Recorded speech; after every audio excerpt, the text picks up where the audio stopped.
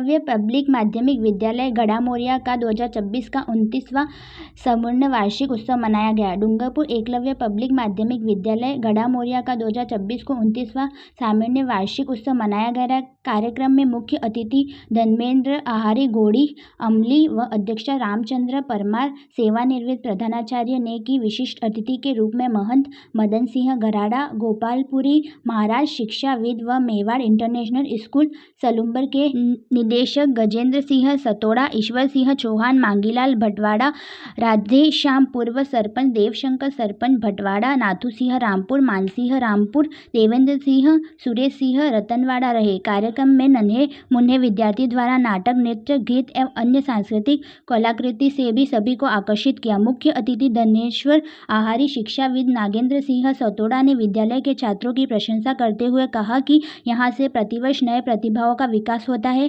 कार्यक्रम में मुख्य अतिथि द्वारा भामाशाहों का सम्मान किया गया एवं 10वीं के उत्कृष्ट परिणाम के लिए सभी विद्यार्थी को उपपूर्ण द्वारा सम्मानित किया गया। कार्यक्रम का संचालन कुलदीप सिंह ने किया एवं आभार स्कूल के प्रधानाध्यापक श्री नाथूलाल के द्वारा किया गया। अपने आसपास की खबरों को पाने के लिए भारत न्यूज़ नेटवर्क को सब्सक्राइब करें, वीडियो को लाइक करें और व्हाट्सएप पे ज़्यादा से ज़्यादा शेयर करें। रिपोर्टर दीपक बनोद, भरत पंड्या।